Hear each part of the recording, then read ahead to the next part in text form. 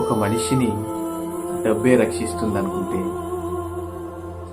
ఒక మనిషిని బంధువులే రక్షిస్తారనుకుంటే, ఒక మనిషిని స్నేహితులే రక్షిస్తారనుకుంటే, ఒక మనిషిని డాక్టర్లే రక్షిస్తారనుకుంటే, కాపాడతారనుకుంటే, ఈ భూమి మీద డబ్బున్న వారికి, బంధువులున్న వారికి, స్నేహితులున్న వారికి మరణం లేదు. ఈ ప్రాణాన్ని ఎవరు రక్షించాలో తెలుసా? దేవుడు రక్షిస్తేనే మనం రక్షించబడతాం. కానీ మన డబ్బు, బంధువులు, స్నేహితులు,